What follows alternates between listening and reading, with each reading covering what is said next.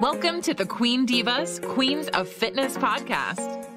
Join your hosts, three-time WBFF world champions and WBFF royalty, Alicia Gowans and Stephanie Ayala McHugh, as we explore all things female health, training, competing, mindset, and living the fitness life every day.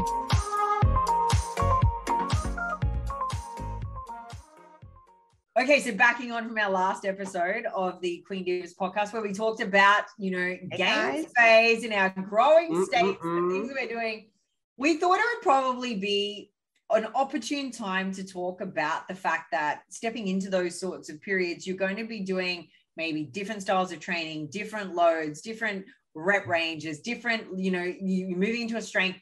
And one of the biggest things that I know hits me, at least for the first week of any phase that's new, is for anyone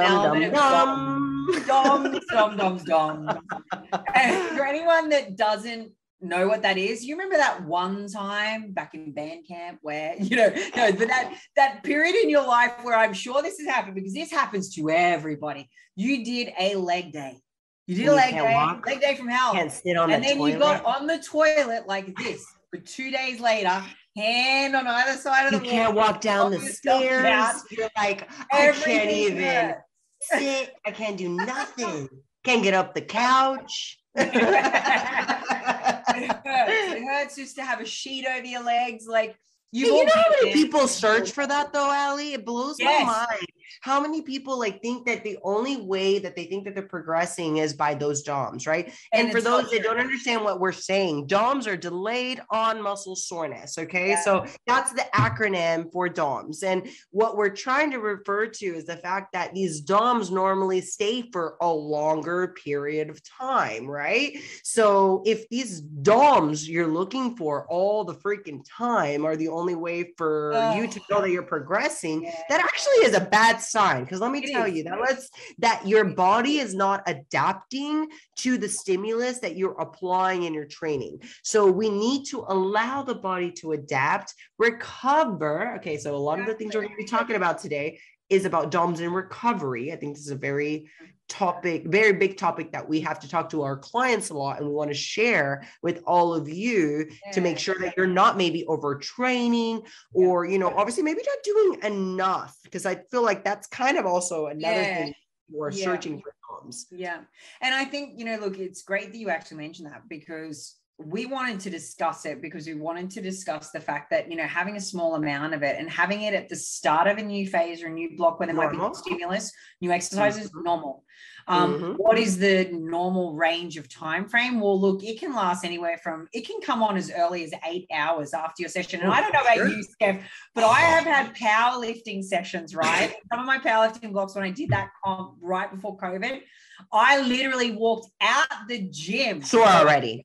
I've already got I'm already feeling gone. I've left the gym before. Literally. Yeah, I've left the gym from not even within 30 minutes of doing that exercise, already feeling it, because it was so overly stimulating to that muscle that I already feel how much more it's going to take to recover. You're already thinking, shit. Oh, I already know. I'm not going to be able to go to the toilet. I'm just not going to be able to sit down.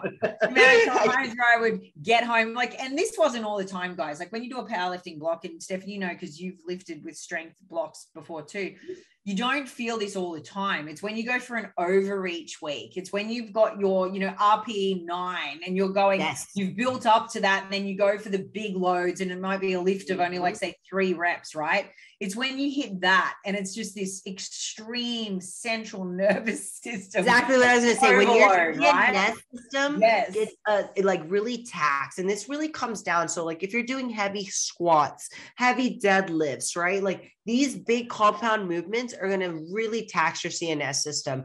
And when your CNS system is taxed and you're going to an RP of 9 or 10, meaning max rep, max weight, you're going to really be feeling it. And that's really when we start feeling maybe that soreness will come on a lot sooner versus maybe that 24-hour delay or maybe 48-hour delay. I think this is another thing that some people are like, oh, I didn't get sore. It's been 24 hours. But then they don't get sore until 48 hours, which is actually quite normal, I think, in the case where your body's adapting. is your yes. 24 hours to 48 hours is a very normal range for you to get that soreness. But then let's talk about maybe it's staying a little longer, right? Like that's maybe not good. When it's not multiple days later, that's where you kind of your body is not adapting. It's not capable of it to adapt. Maybe your amount of energy, you know, in I was just going to say the first thing you might look at in that case is, okay, well, how trained am I? Am I completely new to the gym? So I might be overdoing it straight up. You know, also how new is this stimulus to me? Am I doing exercises I've never done before? Am I activating? Like it's a new block, it's a new training phase for sure. So that might also be impacting me. But lastly, and I think this is the thing that people just fail to contemplate is, am I actually well fueled? Because if I'm not well fueled and my diet is lacking and my energy availability is literally in my boots, I'm not going to recover anyway. And this is going to be a significantly you need an abundance of calories to be able to actually fully recover. And if you're maybe in a deficit, mild deficit, or maybe just maintenance, your recovery may not be optimal, meaning you may need to supplement in a few things, which is actually one of the things that I would recommend for anybody that is maybe in a deficit or maybe not able to be above maintenance because you don't have that abundance of calories to help you recover. So muscle recovery is going to be really essential with essential amino acids, right? Like essential amino acids and protein are going to be the two things that are going to really help you recover much quicker. I would strongly recommend having creatine too. Oh, absolutely. Creatine's a great recovery method, and also endurance and strength, you know, increase during your session. But as far as amino acids, I feel like either glutamine, collagen, or just regular essential amino acids, right? Like a good little mix is going to help you. But protein, that's the number one key here that's going to help you recover those muscles much quicker. And I think, you know, a lot of people think that DOMS is literally just a lactic acid buildup, and that's not actually true. The exact mechanisms of DOMS isn't entirely perfectly understood, but what it appears to be is a product of inflammation. So it's basically microscopic tears you're making in connective tissue, creating this inflammatory response, right? So, you know, people will go chasing this and think that, okay, well, that level of damage has to be there in order to have any kind of muscle. But there's more and more evidence to support that that's not actually the case, right? So we want muscle damage, yes. There needs to be periods where you're having overreach and you might experience this, yes, or it might be the start of a new block. So there is that initial DOMS phase, yes. But you don't necessarily have to be chasing this and only this in every single session. And if it doesn't burn, you know, it's not working. I would argue that if that's what you're getting in every session, you're probably doing junk volume. You're probably doing a junk amount of volume with exercises that give you a burn, like booty banded based, you know, stuff. That's exactly what I was going to mention. It gives you a burn, sure, but that does not equate to actual specific muscle growth. That feeling does not give you gains. It comes down to properly progressively loading. I think that one of the things that we like really neglect is just thinking like, oh, I got to do more volume. Because I understand like volume is normally going to be a good way for us to just increase our rep range, right? With the same amount of weight and increase maybe the DOMS through there. But DOMS aren't really going to come through that as much as weight increase. If you've increased your weight from what you've been doing in the past, that normally sends you that bigger shock of soreness, whether if that was maybe one lift that you did and you increased weight and you hit a PR, you might feel DOMS from that muscle movement. So it's more about understanding, am I actually loading volume, you know, to expand the muscle? Am I increasing the load? Meaning, am I actually increasing weight?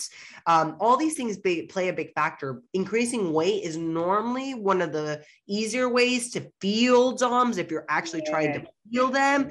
But if you're trying to just, let's say, grow and think of DOMS as like a factor that's going to give you the fact that you're actually growing, no, it's not the fact that you're growing. It just means that you've hit a stimulus that you're not used to and that you need to adapt to. So for me, I don't necessarily look for soreness every session. If it's the same exercise I'm used to hitting, I actually look for something I can recover quickly and increase without getting that muscle soreness. So muscle soreness is great. And I get that a lot of us relate to it as a good feeling, because I think a lot of us at the beginning of our journey, we're like, soreness is great. Like, well, at the beginning, it's kind of like, oh, this sucks. Like this shit hurts. Have you noticed though, over your years, as you become progressively more and more of an advanced trainee, you don't experience it. You just experience it like you once did. You often get it in, but not as often. Talked about, where it's like this random overreach, massive strength, where you're lifting, you're ripping shit from the ground. That's, you know, you're doing PB type stuff.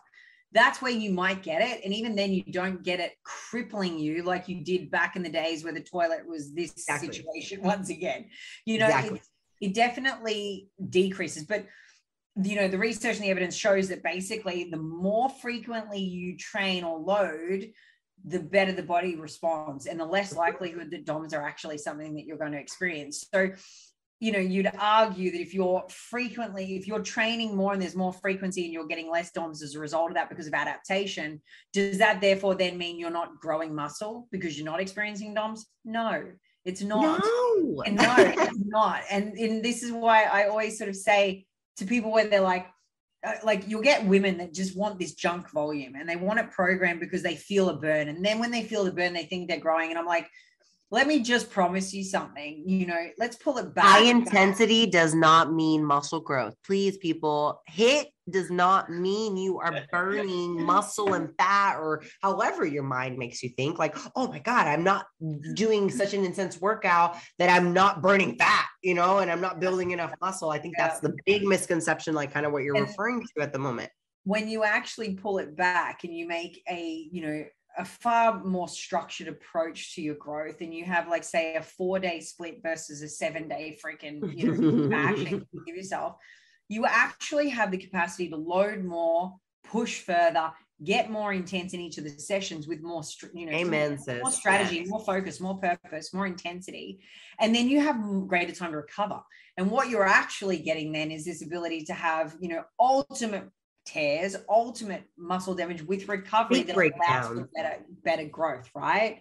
So I would always argue, challenge yourself if you have a misconception that, you know, pain equals growth, because it really doesn't. Like this whole concept of burning is not, you know, shown. There is absolutely no evidence to support that burning or feeling burning in your muscles going to equate. It's actually opposite. They've shown that it's hurting you. It's hurting your nervous 100%. System. You can't adapt. You can't recover.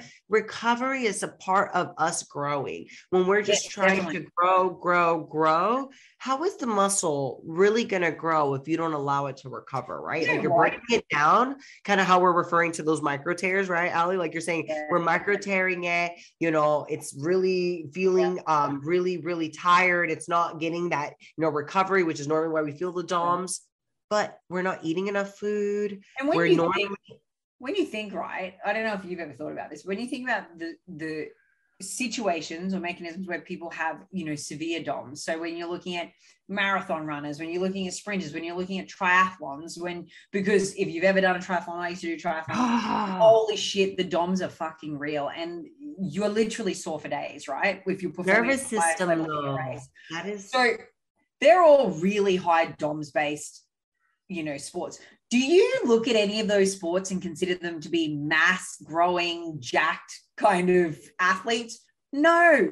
I don't know a single marathon runner that has an arty physique. You know what I mean? Like, so it kind of almost makes. And I've coached Boston marathon runners. I've coached some big marathon runners over here. I've coached some triathletes, and let me tell you, their body types is very different. Exactly. And their calories that they have to intake has to be through the roof to not burn through muscle, because of how much they're actually expending and how much they're taxing their CNS system. So yes, like, oh my God, I really, really implore for anybody that's trying to just search for soreness or expenditure or a number when they're training, right? Because I feel like some people even try to look at a calorie expenditure for resistance training, which I find is the most idiotic thing, honestly, because that is just dumb to me, right? Like, it's just, you're training to build muscle, not to burn calories. The muscle you're building is going to burn calories for you.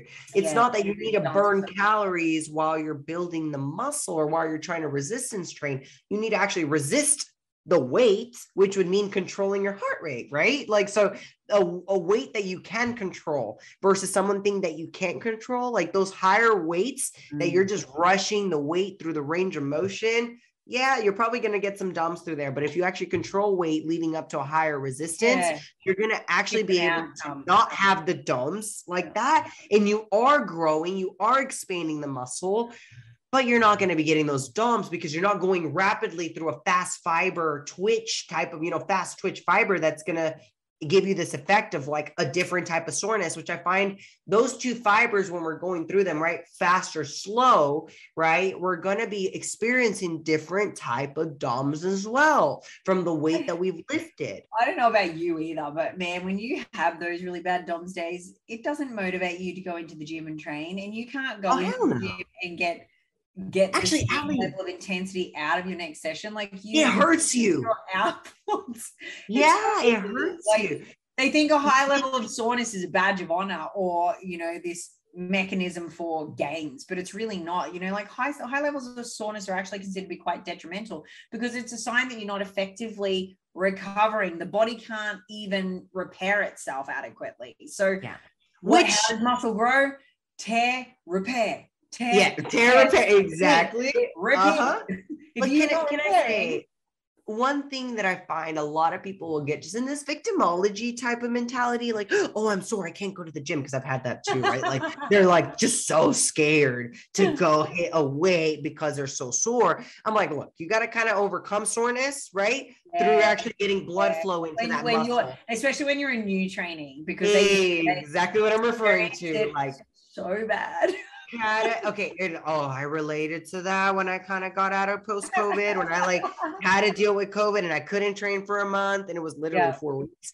I felt like a newbie. I felt like a deer. I couldn't walk now in the first week of my new phase where I'm obviously adjusting things for this trimester of pregnancy. And also my breathing changes. So it's no longer my Valhalla breathing and big core bracing. It's very different because you kind of have intra-abdominal pressure. So everything's changing for me. Oh my God. Yeah. So I'm moving through. It's super interesting once you actually get, dive into pregnancy and the implications. No, I understand exactly what you said, but my mind went just like, holy shit. It's actually, and then you've got to move into like these fucking higher reps, man. I'm like, I don't count past 8. What idiot is that, right? And all of a sudden, clients that are mine, you guys relate to that. Because if I give you more than 8 reps, you guys are like, she's going to kill me. Supersets of like 15 into 12, leg extensions with 2-second pause, Bulgarian. Yes, ma'am.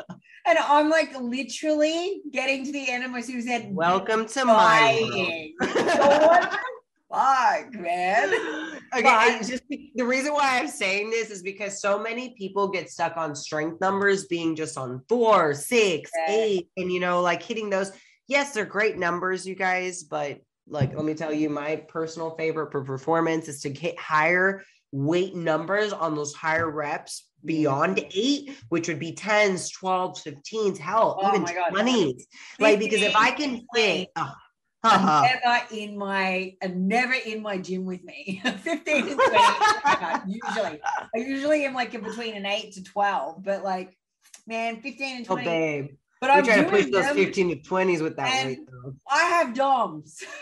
Oh, I know it. I know, but you're in a different. Okay, same. First week, kind of coming. And they're only for 24 hours. I will caveat that. First week, 24 hours only. I'll be fine by next week, but it's a slap in the face. It is a slap in the face, and it's humbling. Let me tell you, I've been humbled these last few weeks since coming out of COVID and dealing with getting myself back acclimated.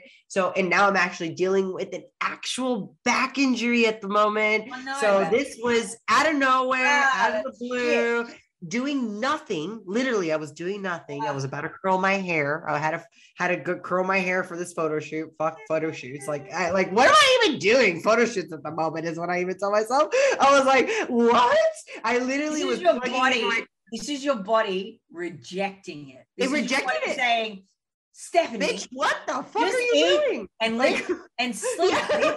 Would you just do this for us? That's what everybody's trying to tell you. It's like, stop doing all of the things. I took the message to heart, let me tell you. So like literally I was plugging in my curling iron, and the weather changing here, the allergies have been absolutely insane. So I had like the most itchiest throat that morning, and I was waking up and I had this big cough, like just waking up, I had this big cough, itchy throat. And so like, I'm just not thinking about it, not thinking much. I'm going in to plug in my curling iron to get ready for the freaking shoot. And I coughed in the middle of doing it. You don't think about it, Ali, right? Like when it happens, little things. Oh, it popped. My back popped so loud. My freaking lower back went out, Ali. I fell to the floor. Fell to the floor. Couldn't walk for 2 days. Man, I feel you, because this is my whole life. Okay, Ali, I thought of you.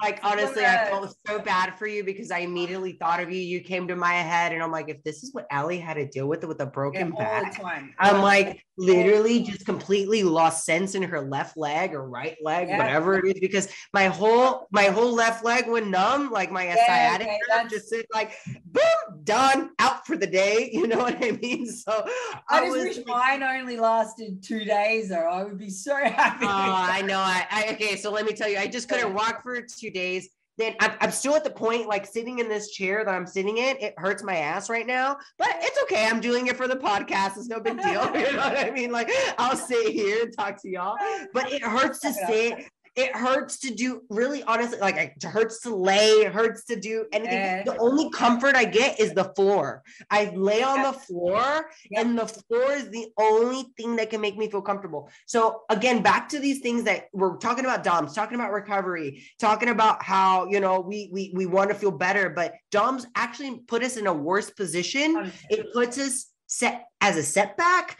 rather than, you know, obviously propelling forward. If your exercises are constantly giving you DOMS, you are not recovering, you're not eating properly, you're probably not getting enough fuel, you're not having an abundance amount of protein and carbohydrates to help you recover and repair those muscles.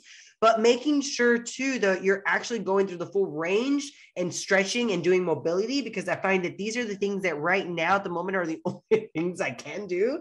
I can't do absolutely any legs. I can't do really anything core stabilized. Like, I can't do anything with stability. I could barely walk. I mean, I'm barely at the moment where I'm fine walking, just like with a little like hunchback. You know, Ali relates to this, okay? Like, Ali gets what I'm saying. Like, I'm walking with the hunchback, like kind of like Carrie makes fun of me because I'm like walking like a penguin, you know, like I'm just, you know, doing my best to recover, but I'm focusing on stretching and mobility. That's my day-to-day, what I've done every single day since I got injured to my ability.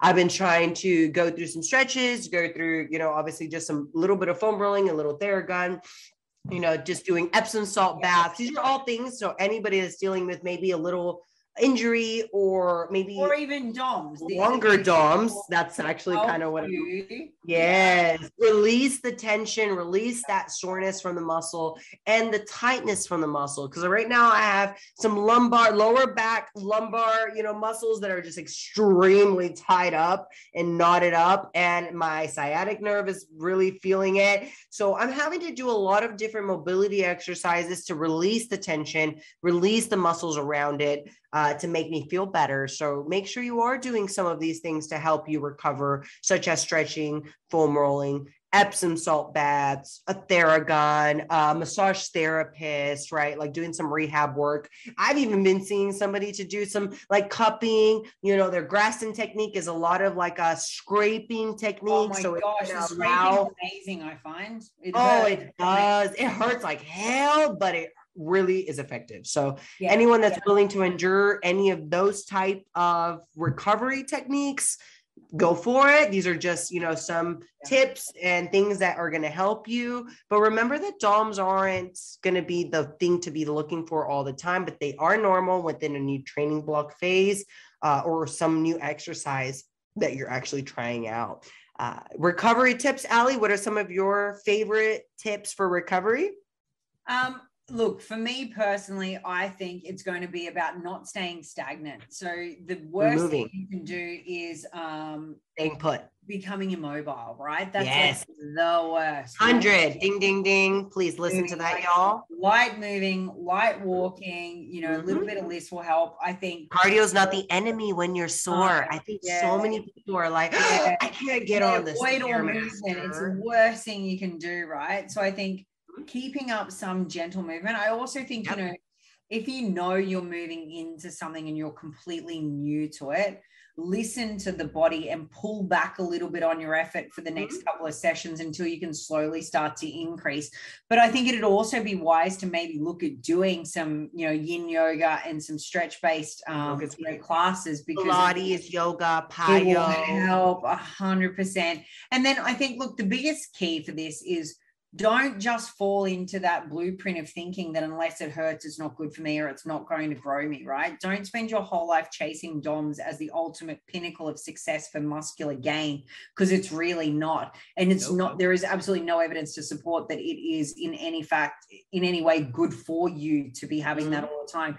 You want to be looking at the things that do matter for muscle gain, which is my sleep quality and sleep length, my food intake being an energy balance and or slight surplus, that I'm having adequate rest days, that I'm adequately loading, that I am, periodized in my training and I'm progressive in my loading. So I'm not just jumping straight into an RP of 9 in my first week. You kind of start at an RP of 6.57, and each week you progressively work your way to an over each week, right?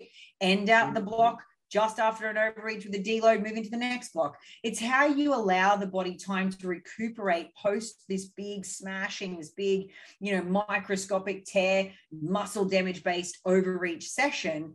You allow it time to heal and recover before you go into the next stimulus, right? So as you get progressively more advanced, that's kind of how I would definitely approach the training. But I think, Steph's right, making sure that your basics are being met, that you've got essential amino acids during your training sessions, you're taking creatine, because everyone at any age, any shape, we all need it. Take creatine for the rest of their life. We all need it. There's so many benefits of it. I think making sure you've got enough, zinc and magnesium, making sure that, again, you are looking at full base of food, so you're not just dirty bulking with all this processed crap, but you're actually making sure you're still hitting 3 to 4 serves of vegetables, 2 to 3 serves of fruit. You're hitting your micronutrients, which are important for all of the physiological functions of the body, including repair and recovery. So building muscle. if you focus on those basic blueprint foundational mechanisms for growth, you stop restricting yourself, and you actually get, which our last whole podcast recording was on it, get comfortable with pushing the limits of comfort, you will grow. And you know what? We didn't mention once about having DOMs last session because we didn't, because it's a whole topic on its own. I feel like so many people just search for the DOMs, and maybe on the other spectrum, we actually have those that don't get DOMs. They avoid it. They avoid it because they're not pushing the limits. They're not progressively loading. So if you're that person that maybe it's been like a few months, like if it's months since you've got DOMs, you are most likely in a position where you're too comfortable with your training. So you definitely need to take those weights, go up a little bit more, maybe in your sets, in your reps, and push yourself there. But if you're constantly looking for DOMs every week, you guys, please do not, that is the thing off the charts, off the window that you need to be looking for. But if you're someone that it goes months, several months at a time and don't get DOMs, then we're at a point where we're just holding ourselves back. We're just not pushing ourselves. You could also be at risk of, overtraining. There could be, other things going on. Right. You're not recovering enough. Absolutely. You're doing 7 days a week. you're under eating, you know, you really clearly can't recover. Or guess what? You're just not pushing that weight. You're not pushing maybe the training block to where it should be, meaning like you're not hitting the certain muscle groups that should be hitting. Like let's refer to some guys, they love to just hit chest, bis, and tris. And like that's just like all they hit, right? Like that's like literally Friday. Oh yeah, chest on Mondays, you know, Tuesdays is triceps, and then like biceps on Friday, Wednesday, and then Friday again. Like they don't even like, do legs. What even are legs? Yeah, what is back and legs? They don't even do back or legs or nothing. Like it's just kind of like all anterior anyway. So it's like a different approach to training. So if maybe you're that individual that doesn't hit certain muscle groups, right? And you're not getting DOMs that way, just make sure you're hitting everything, no matter even if you're only trying to grow a certain muscle group. You've got to train everything. Still need to train everything, yeah, exactly, for, you know, overall condition and structural balance, right? So definitely don't want to completely, it's like food. You don't want to remove a food group, you don't want to remove a body part. Everything should be touched over at least at some point. But I guess, you know, the aim of this is to say that soreness in the start of a stimulus, in the start of a phase, completely normal. Soreness in an overreach, and when we're really taxing ourselves, you know, yes, completely normal. Soreness that goes on for days and months and on and doesn't progressively improve, probably going to be an issue here somewhere, and there are a few areas that need to be addressed. For sure. Muscle growth does not rely upon, is not defined by, and is not correlated directly to muscle soreness. So don't go chasing DOMs. You'll waste your growing life. You just adapt. Yeah, adapt, get to that training phase, adapt to it, add surplus of food, add abundance of aminos, new stimulus.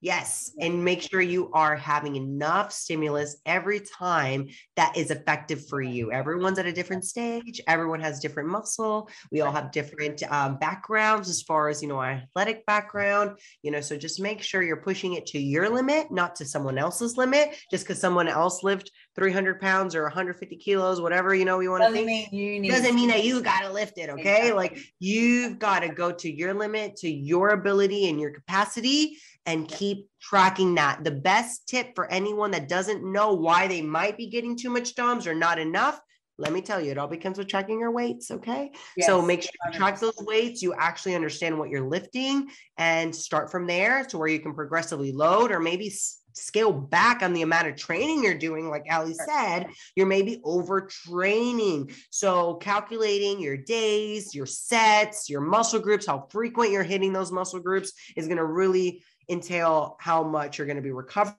and getting DOMs. So these are all things that really matter for a fitness journey, for anyone that's trying to grow or going to a deficit, because too much DOMs in a deficit is also a bad thing.